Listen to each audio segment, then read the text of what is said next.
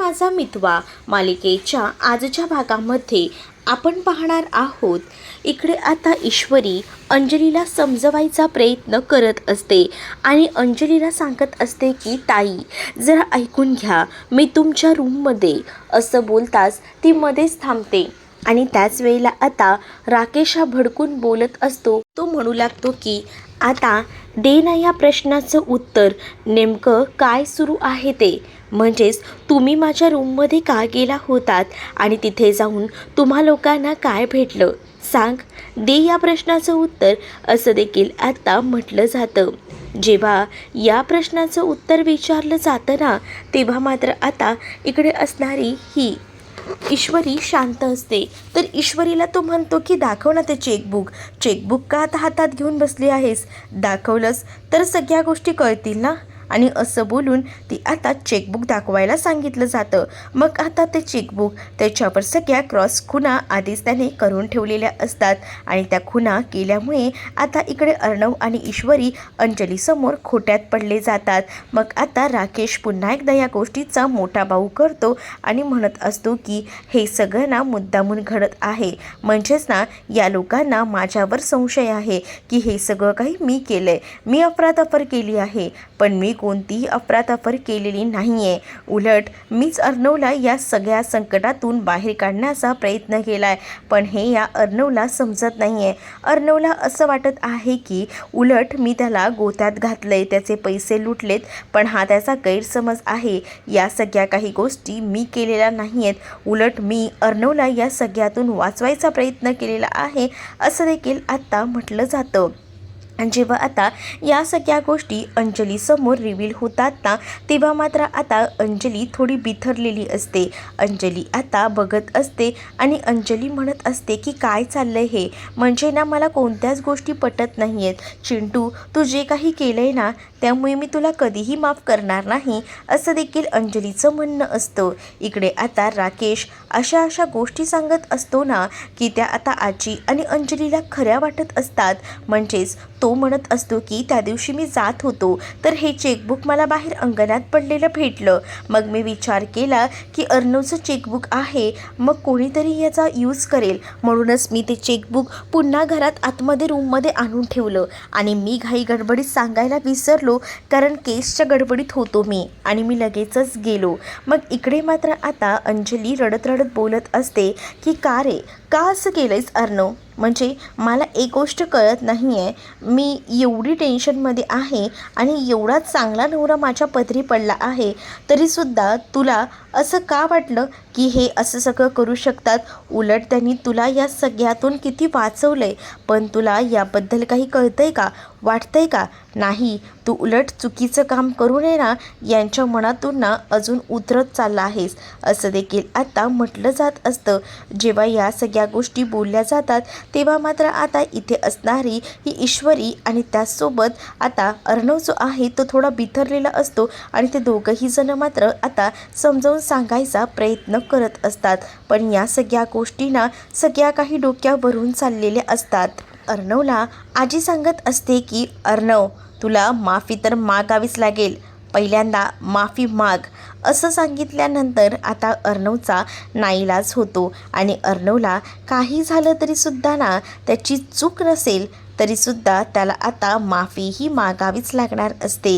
म्हणूनच आता अर्णव माफी मागत असतो. पण राकेश देखील तितकाच हुशार. राकेश म्हणत असतो की मला तुझं माफी वगैरे नको आहे, मला तुझं सॉरी नको आहे. तुला जर सॉरी बोलायचंच असेल ना तर दुखावलेल्या या अंजलीला सॉरी बोल, कारण तिला या सगळ्याचा जास्तीत जास्त त्रास झाला आहे. ती खूप जास्त बिथरली आहे, तिला आधाराची गरज आहे, सो तिला तू आधार दे, असं मला तरी वाटतं. मग आता इकडे असणाऱ्या अंजलीला सुद्धा तो सॉरी बोलायचा प्रयत्न करत असतो. पण सॉरी तो बोलत असतो, पण इकडे आता अंजलीला त्याच्याशी जराही बोलायचं नसतं, कारण अंजली खूप जास्त चिडलेली असते तिच्या नवऱ्याबद्दल. आता जे काही समज अर्णवने करून घेतलेले असतात ना त्यामुळे हे सगळं झालं आहे. आजीसुद्धा अर्णवला म्हणते की अर्णव, तू जे काही केलं आहेस ना त्यामुळेच हे सगळं झालेलं आहे. आता अंजलीचा राग कधी जाईल काहीच सांगता येत नाही. अंजलीला आता रूममध्ये राकेश घेऊन जातो. तर दुसरीकडे मात्र आता अर्णवला सुद्धा सगळं हरल्यासारखं वाटतं, कारण तिची बहीण तिच्यासोबत कधीच त्याच्यासोबत अबोला धरून नव्हती आणि आज या राकेशमुळे हे सगळं झालेलं आहे आणि त्यामुळेच ना आता तो खूप जास्त बिथरलेला होता. रूममध्ये गेल्यानंतर ती आता रडत असते. वल्लरी तिच्या जखमेवर मीठ चोळण्यासाठी मुद्दामूनच तिथे आलेली असते आणि म्हणत असते की मला माहिती आहे जे काही झालं ते एकदमच चुकीचं झालं. आपल्या एकदम एवढ्या चांगल्या अगदी देव माणूस असलेल्या जावयावर संशय घेतला नाही. हा संशय घ्यायला नको होता. जे काही केलंय ना ते एकदमच चुकीचं केलेलं आहे. असं व्हायला नको होतं असं देखील आता वल्लरी बोलत असते. मग आता या सगळ्या गोष्टी बोलत असताना मुद्दामुळे ना तिला राकेशची बाजू घ्यावीशी वाटत असते आणि तिला आता असंच वाटत असतं की आपण या राकेशच्या पाठीशी उभं राहिलं तर नक्कीच ना या अंजली आणि अर्णवमध्ये असेच वाद होऊ देत, म्हणजे या दोघा भावा बहिणीचं नातं हे असं झालं ना कडू कारल्यासारखं, तेव्हाच तर मजा येणार होती या राकेशला आणि इथे असणाऱ्या वल्लरीला सुद्धा. म्हणूनच वल्लरी आता यामध्ये तेल ओतायचं काम मात्र एकदम जोमानं करत होती. तर दुसरीकडे मात्र आता पाहायला मिळतं आता मामा आलेला असतो आणि मामा वल्लरीला म्हणतो की ऑलरेडी ती रडते, तिला ऑलरेडी टेन्शन आलंय आणि तू काय या सगळ्या गोष्टींचा एवढा मोठा इश्यू करते, काय गरज काय आहे मुळात हे सगळं बोलायची, ही वेळ नाही आहे, कळलं ना. तिला उलट तू आधार द्यायला हवा तर अजून तिला त्रास द्यायचा प्रयत्न करतेस का, असं देखील आता मामा वल्लरीवर ओरडूनच बोलत असतात. त्याबरोबर आता वल्लरी म्हणत असते की ज्या काही गोष्टी घडल्या आहेत त्याबद्दलच मी बोलते, उगाचच ना मी दुसऱ्या वाटेवर जातच नाही आहे. बिचाऱ्या अंजलीला त्रास झालाय, त्याचसोबत आपल्या ण्यासारख्या जावयाला सुद्धा किती ऐकावं लागलं आहे, किती ऐकून घेतलं आहे त्यांनी. म्हणून मला असं वाटतं ना की नको या सगळ्या गोष्टी ना त्यांनी ऐकून घेतल्या आहेत ना तर मला असं वाटतं की त्यांना ह्या सगळ्याचा त्रास होत असेल. बिचारे ते देव माणूस आहेत म्हणून या घरात अजून आहेत, नाही तर दुसरा तिसरा असला असताना तर आपल्या अंजलीला घेऊन कधीच इकडनं निघून गेले असता असंही म्हटलं जातं. त्याच वेळेला आता इकडे मामा हा वल्लरीला म्हणतो की आता पुरेसा, बस झालं, खूप झाली ही बडबड, असं बोलून आता मात्र तो शांत करायचा प्रयत्न करत असतो. कारण मामाला या मूर्ख राकेशचं खरं रूप माहिती होतं. बाकी कोणाला माहिती नसलं तरीसुद्धा मामाबरोबर या राकेशला ओळखून होता आणि त्यामुळेच ना त्याच्या सगळ्या चालीरीती या मामाला माहिती होत्या. म्हणूनच तर आता मामा जो आहे तो रागातच बघत असतो आणि मामा आता राकेशकडे बघूनच म्हणत असतो की सगळ्या काही गोष्टी ठीक होतील, थोडा वेळ द्यायला हवा, वेळ दिला की सगळ्या गोष्टी व्यवस्थित नॉर्मल होतील. मग आता दुसरीकडे मात्र पाहायला मिळतं इकडे आता अर्णव रूममध्ये आलेला असतो आणि त्याला खूप जास्त त्रास होत असतो. ईश्वरी ही आता रूममध्ये येते. ईश्वरी जेव्हा रूममध्ये येते तेव्हा आता तिच्या लक्षात आलेलं असतं की ज्या काही गोष्टी आज घडल्या आहेत त्यामुळेच अर्णव सर इतके नाराज आहेत. अर्णव सर तुम्ही काळजी करू नका, मी आहे ना, तुम्ही नका हे करू. अंजलीताईंचा गैरसमज झाला आहे जे काही घडलं त्यावरून, पण आपण अंजलीताईंचा गैरसमज दूर करूया, नका इतका त्रास करून घेऊ. पण आता अर्णवची खूप जास्त चिडचिड होत असते. अर्णव ईश्वरीला म्हणत असतो की तू लांब हो माझ्यापासनं, बिलकुलही माझ्या जवळ यायचा प्रयत्न करू नकोस, असं आता तो रागवूनच बोलत असतो. त्याच वेळेला ईश्वरी म्हणत असते की तुमचा राग आणि या सगळ्या गोष्टी मला कळत आहेत, पण अंजलीताई त्यांचा गैरसमज झाला आहे म्हणूनच त्या तुमच्यावर रागवल्या आहेत. पण तुम्ही इतके पॅनिक होऊ नका, तुम्हाला जर पॅनिक झालेलं पुन्हा एकदा मला नाही बघायचं. मुळात आहे ना तुम्हाला एक गोष्ट सांगू का, राकेश मुळात ना इतका नालायक आहे ना की त्याने सगळ्या गोष्टी बरोबर मॅनेज केल्या आहे. त्यावर अर्णव म्हणतो की हो तेचाच तर मला खूप जास्त राग येतोय, उलट ना त्याला एक्सपोज करायचा मी प्रयत्न करतोय, पण आता मीच तोंडावर पडला गेलेलो आहे. कारण मी जरी आता ताईला काही सांगायचा प्रयत्न केला ना तरी आता ताई कोणत्याही परिस्थितीत काहीच माझं ऐकायला तयार नाही आहे. त्यामुळे ना मला त्या राकेशचा इतका राग येतोय ना की त्याने जे काही केले ते भयानक असं आहे. पण मी ना त्याला सोडणार नाही आहे असं देखील आता म्हटलं जातं.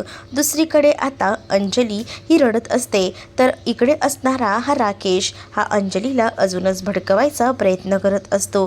तो म्हणत असतो अंजलीला की अंजली नको इतका लोड घेऊ, सगळ्या काही गोष्टी व्यवस्थित होतील, नको टेन्शन घेऊ असं देखील बोलून तो समजावू लागतो. पण तुझा चिंटू जरी तुझ्यासोबत नसला तरी तुझा नवरा हा कायम तुझ्यासोबत आहे. तो तुझी साथ कधीच सोडणार नाही. मला कितीही अपमान झाला ना तरीही मी सहन करेन, माझ्या बाळासाठी आणि तुझ्यासाठी असं देखील राकेशचं बोलणं असतं. राकेश आता तिकडनं निघून जातो, पण राकेशचे हे 4 शब्दच ना खूप काही आता सांगून गेलेले असतात. इथे असणाऱ्या ह्या अंजलीला आजीही तिथे आलेली असते आणि आजी आता अंजलीला समजावू लागते आणि म्हणत असते की मला कळतंय बाळा, तुझी झालेली अवस्था, तुला या सगळ्या गोष्टी सहन होत नाही आहेत. पण आता चिंटूलाही मी समजावलं आहे, चिंटूलाही गिल्टी फील होत असेल, पण नाही आजी, मी चिंटूला माफ करणार नाही आहे. कारण चिंटूने ज्या काही गोष्टी केल्या आहेत ना त्यामुळे मला ना आता खूप जास्त राग येत आहे. चिंटूला मी माफ करणार नाही, मी ठरवलं आहे. कारण एवढ्या चांगल्या देव माणसावर त्याने शंका घेतली, यांना नको नको ते बोललाय, म्हणजेच त्यांचा अपमान केला आहे असं बोलून आता ती रडत असते. त्याच वेळेला आता इकडे असणारे हे मामा आणि त्याचसोबत आजी अंजलीला त्रास करून घेऊ नको असं म्हणतात. कारण आता तू 2 जीवांची आहे आणि या सगळ्याचा त्रास बाळाला सुद्धा होतोय. नको काळजी करू, नको टेन्शन घेऊ, मी बोलणार आहे अर्णवसोबत, त्याची चांगलीच कान उघडणी करणार आहे असं देखील आता आजी बोलत असतात. तर इकडे आता वल्लरी पुन्हा एकदा मध्ये बोलत असते, तर मामा तिचं तोंड बंद करतात. दुसरीकडे आता अर्णव खूप जास्त टेन्शनमध्ये असतो, तर ईश्वरी आता त्याला सावरत असते. ईश्वरी म्हणत असते की या सगळ्याच्या मागे तो राकेशच आहे, पण आपण जरी प्रयत्न केला, आपण जरी सांगायचं ठरवलं तरीसुद्धा आता अंजलीताई काही ऐकून घ्यायच्या मनस्थितीतच नाही आहेत. मग आता तुम्हीही पॅनिक होऊ नका, मला कळतंय तुम्हालासुद्धा राग आला आहे, तुम्हालासुद्धा करमत नाही आहे, कारण तुम्हीसुद्धा चांगल्याच गोष्टी करायला चालला होतात, आपल्याबरोबर काय झालं हे माहिती आहे, पण त्याने ऐनवेळेला सगळे बाजू सावरून घेतली ना, त्यामुळे हा सगळा गोंधळ घडलेला आहे. पण तुम्ही काळजी करू नका, मी आहे तुमच्यासोबत असं देखील आता ईश्वरी अर्णवला बोलत असते. पण आता अर्णवला टेन्शन आलेलं असतं की आपल्या बहिणीला कसं हँडल करायचं, म्हणजेच आपल्या बहिणीचा राग कसा घालवायचा हे मोठं टेन्शन त्याच्या डोक्यामध्ये सुरू असतं. ईश्वरीसुद्धा त्याला आता आधार देत असते. ईश्वरी म्हणत असते की अर्णव सर, नका इतका विचार करू, कारण या सगळ्याचा त्रास आहे ना तुम्हाला सगळ्यात जास्त होणार आहे आणि त्यामुळेच ना तुम्ही जरा शांत व्हा आणि शांतपणे सगळ्या काही गोष्टी हँडल करूया आपण. पण आता अर्णवला सहन होत नसतं. दुसरीकडे आता अंजली आजीला म्हणत असते की चिंटूने एवढा मोठा गैरसमज का करून घेतला आहे, ती चांगले आहेत, प्रत्येक वेळेला ते मला किती सांभाळून घेतात, पण आता आता काय बोलू या चिंटूला, या चिंटूने ना सगळ्याचीच वाट लावून टाकली आहे. आता मामा अंजलीला रडताना थांबवतात आणि अंजली, मी अर्णवला समजावतो, पण आता तू स्वतःला त्रास करून घेऊ नको, तुला आईनीसुद्धा सांगितलंय ना, नको रडूस, नको त्रास सहन करून घेऊस. तर दुसरीकडे मात्र आता इकडे या राकेशच्या मनामध्ये विचार सुरू असतात. राकेशला ना आता कळत असतं की काही झालं तरीसुद्धा ना या दोन्ही भावा बहिणींमध्ये अशीच आग तेवत ठेवायला हवी, या दोघांमध्ये असंच कडू कडू राहायला हवं, जर गोड झालं तर प्रॉब्लेम होईल असाही विचार ना आता राकेश करत असतो. इकडे अर्णव हा खूप जास्त चिडलेला असतो. मग ईश्वरी त्याला सावरत असते. ईश्वरी त्याला म्हणत असते की आता माझ्या ना सगळं काही डोक्यावरून चाललं आहे, मला समजत नाही आहे की ताईला कसं समजवते, पण आता ताई माझ्याशी बोलणार नाही आहे हे सुद्धा मला कळतंय असं बोलून तो आता रागातच तिकडनं निघून जातो. जेव्हा आता तो तिकडनं निघून जातो तेव्हा ईश्वरी इकडे एकटीच असते आणि ती आता विचार करत असते की काही झालं तरी ह्या दोन्ही भावा बहिणींमधली भांडणं आता मिटवायला हवी, कारण ह्यांची भांडणं ही टोकाची झालेली आहेत आणि ही भांडणं जर अशीच वाढत गेली तर त्याचे प्रॉब्लेम्स पुढे जाऊन जास्त होतील असाही विचार आता येत असतो. आणि म्हणूनच ना आता मात्र काय करावं हे समजत नसतं ईश्वरीला. दुसरीकडे मात्र आता पाहायला मिळतं, इकडे आता नमू एकटीच रूममध्ये बसलेली असते आणि जेव्हा नमू रूममध्ये बसलेली असताना प्रिया तिथे येते आणि सुप्रिया विचार करत बोलत असते की काय झालं आहे, आज तू बाहेरही पडलेली नाही, तुला दिसतंय का? अच्छा, मला तूच तर बंदी घातली आहेस ना, क्लाउड किचनला जायचं नाही, तूच मला घरात बसायला सांगितलं आहेस, सो मी तेच काम करते, घरात बसायचं. मला ना सध्या ना तुझं आई वागणंच कळत नाही. इतके दिवस तूच चांगलं वागायचीस, म्हणजेच आकाश सरांना सुद्धा काही बोलायची नाहीस, त्यांच्याशी सुद्धा छान हसून बोलायचीस. पण आता तुला जे काही झालं आहे ना, त्यामुळे तू माझ्यामध्ये प्रॉब्लेम्स क्रिएट करते. म्हणजे त्या दिवशी आकाश सरांना जे काही बोललीस ना, त्यामुळे नक्कीच त्यांना वाईट वाटलं असेल आणि तुला तुला या गोष्टीचं काहीच वाटलं नसेल ना गाई. म्हणजे तू तर या गोष्टी सहजासहजी तोडून टाकल्यास, पण माझ्या मनाचा विचार केलास का? पहिल्यांदा तू अशी नव्हतीस, पहिल्यांदा तू मला काही बोलायची नाहीस, पण आता या सगळ्या गोष्टी तू माझ्यापासून काहीतरी लपवतेस, मला तू सांगत नाही आहेस. पण तू जे काही आहे ते मला सांग ना, काय घडलं आहे, नेमकं काय झालं आहे ते जर तू मला बोललीस नाहीस तर कसं समजणार आहे, असं देखील आता नम्रता बोलत असते.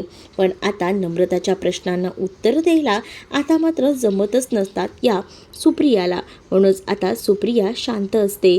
सुप्रिया जेव्हा शांत असते तेव्हा मात्र आता नम्रताला पडलेल्या प्रश्नांची उत्तरं हवीच असतात. म्हणूनच आता नम्रता नको नको ते सुप्रियाला बोलत असते आणि मला माझ्या लाईफमध्ये डिस्टर्ब तू करतेस, पण स्वतः काय चाललंय हे बिलकुलही सांगत नाही आहेस. गेले काही दिवस मी बघते तुझ्या आयुष्यात काहीतरी घडत आहे, पण त्याबद्दल तुला जराही मला सांगावंसं वाटत नाही आहे. आणि तू बरं माझ्याकडनं अपेक्षा ठेवतेस की मी असं वागायचं, मग लोक मला नावं ठेवतील, पण हे सगळं कशासाठी? याआधी तर तू असं काहीच करायची नाहीस, मग आता तुला झाले तरी काय ते तरी मला सांग, असं देखील आता ती म्हणत असते. पण इकडे सुप्रियाला कोणत्याही गोष्टी एवढ्यात तरी नमूला सांगायच्या नसतात आणि म्हणूनच ती आता या गोष्टीबद्दल काहीच सांगत नाही. नमू रागानं निघून जाते.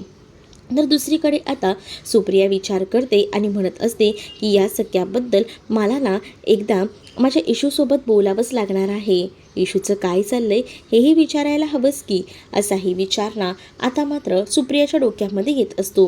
म्हणून सुप्रिया आता कॉन्टॅक्ट करते. सुप्रिया इशूला कॉल करते आणि इशूला म्हणत असते की इशू, कसं आहे सगळं ठीक ना? मग आता इशूही सांगू लागते की हो, सगळ्या काही गोष्टी ठीक आहेत. उलटे ना मीही विचार करतच होते की सगळ्या काही गोष्टी नीट चालल्या आहेत. अगदी मला तू सांगितलं आहेस ना, अगदी मी तसंच सगळं काही हँडल करते. म्हणजे मला असं वाटत आहे की या सगळ्या गोष्टी अशा पद्धतीने हँडल करेन ना, तेव्हाच मला ज्या काही गोष्टी हव्या आहेत ना त्या भेटतील.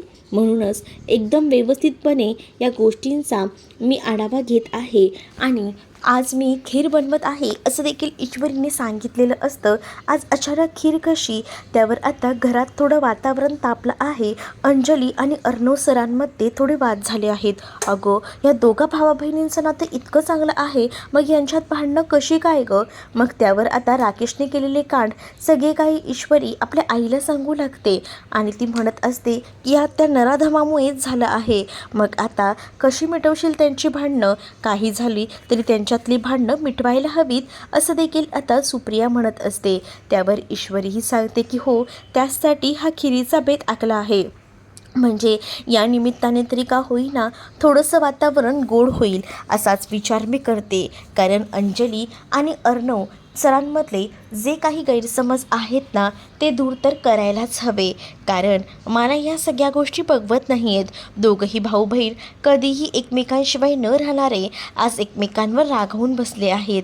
ईश्वरी आपल्या आईला फोनवर सांगत असते. त्यानंतर ईश्वरी फोन ठेवते.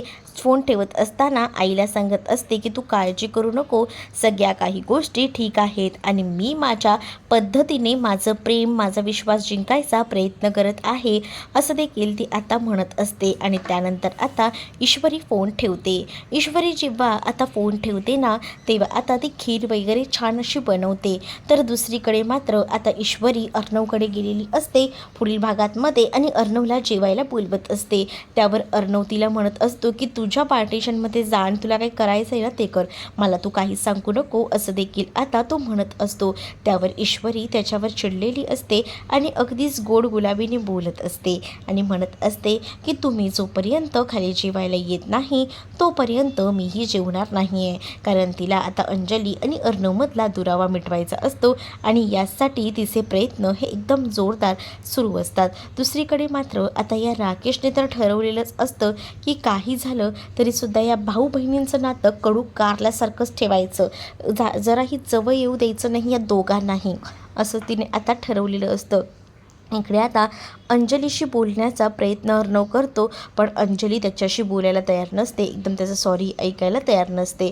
मग दुसरीकडे मात्र आता अर्णव विचार करत रूममध्ये असतानाच तिथे धावत पळत आकाश येतो आणि दी असं बोलतो. काय झालं आहे दीला असं म्हणून अर्णवसुद्धा आता तिकडनं पळ काढतो. तर तुम्हाला हा भाग कसा वाटला हे नक्कीच मला कमेंटमध्ये सांगा आणि अशाच नवनवीन भागांसाठी आपल्या चॅनलला सबस्क्राईब नक्कीच करा.